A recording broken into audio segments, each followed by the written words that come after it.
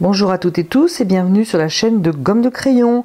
Eh bien écoutez, aujourd'hui je voulais vous montrer la palette avec laquelle je travaille. Donc c'est une très grande palette, on pourrait dire, hein, si je compare avec les autres modèles que j'ai comme celle-là. Donc comme je vous expliquais lors d'une autre vidéo dont je me sers lorsque je balade. Donc voilà, histoire de comparer. Donc c'est évident que celle-ci, pour se promener avec, c'est beaucoup moins pratique. Donc voilà, elle a des cases. Elle a un couvercle. Donc ce qui fait que quand je m'en sers pas, bien entendu, entre deux séances, je mets le couvercle. C'est une palette, alors je sais pas une marque, mais c'est le nom d'un aquarelliste, je pense, Tom Jones. Je vous mettrai le lien, j'essaierai de vous trouver ça, normalement j'essaierai de vous trouver ça. Donc voilà, alors elle est très grande. Bon, je sais pas vous comment vous travaillez, mais moi c'est vrai que j'aime bien avoir de la place et contrairement aux aquarelles que je fais souvent pour les tutos, j'aime assez les grands formats, ça donne une certaine liberté. Et donc c'est pareil pour ma palette.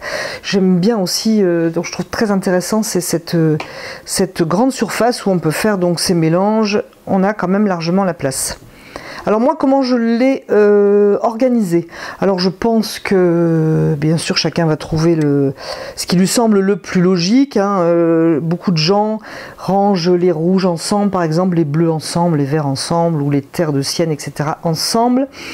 Donc j'ai fait autrement, l'idée ne vient pas de moi pour vous dire la vérité, l'idée vient d'un livre que j'ai lu, dont je ne me rappelle plus le titre, mais que je retrouverai, que je vous donnerai. Faire chanter l'aquarelle, je pense. J'ai pas le titre exact, mais je vous mettrai le lien, j'essaierai de trouver ça. Donc l'idée vient donc de ce livre, je l'ai adopté tout de suite parce que je trouve ça assez génial. C'est-à-dire que donc ce n'est pas rangé, vous voyez, j'ai des bleus ici, j'ai des bleus ici. C'est rangé par transparence, opacité. Donc ici j'ai mes transparents, ça doit un peu grignoter jusqu'ici. Là j'ai du bleu de céruléum dont je me sers très peu. Et bref, et là je commence à être donc dans les opaques ou semi-opaques.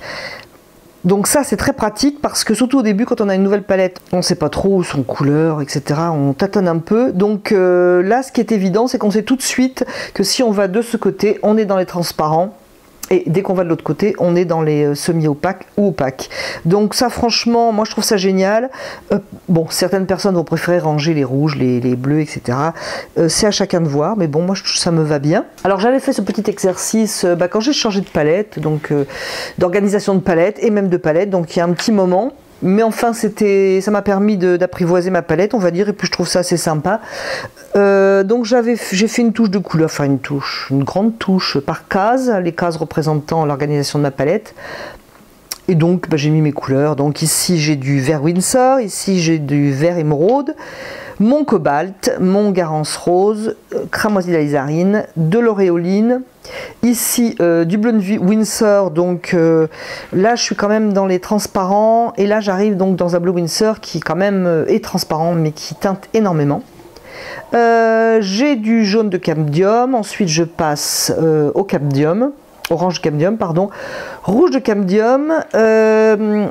J'ai rajouté ici après coup de l'ocre jaune et j'ai rajouté dans le petit coin du brun Van Dyck.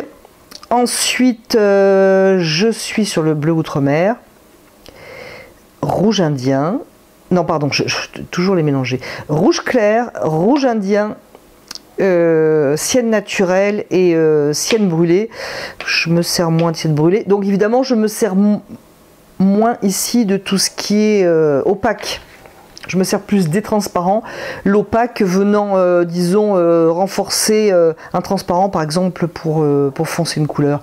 Bon, j'ai un peu raccourci le principe, hein, mais c'est quand même pour vous donner une idée. Écoutez, voilà, j'espère que ça va vous donner des idées pour organiser votre palette. Elle n'est pas obligée d'être aussi grande. Ça dépend aussi un petit peu de comment vous travaillez. Alors j'ai acheté récemment deux petites palettes que je n'ai pas payé cher d'ailleurs, entre parenthèses. Donc celle-ci et celle-ci. Pourquoi? disons que lorsque je fais des fleurs, je n'utilise pas vraiment les mêmes couleurs. J'ai pas envie de chambouler ma palette, que je vais dans une couleur instinctivement et machinalement, donc j'ai pas envie de me dérégler l'instinct, on va dire. Et donc j'ai acheté ce Speed Palette pour si un jour, au lieu de faire dans un petit pot, si je veux faire une fleur, bon, je peux mettre un peu de rose opéra par exemple dans cette palette, enfin des couleurs comme ça dont je ne me sers vraiment qu'occasionnellement, me faire une palette si vous voulez temporaire, sans toucher à ma palette de base, auquel je tiens beaucoup. Voilà, j'espère que cette vidéo donc vous donnera des idées d'organisation. Et puis je vous dis merci d'avoir regardé cette vidéo et à bientôt sur la chaîne de Gomme de Crayon. Et si vous avez le temps, eh bien, écoutez, donnez-moi votre avis sur votre palette, la palette de vos rêves, pourquoi pas. Et nous en parlerons en commentaire. À bientôt sur la chaîne de Gomme de Crayon.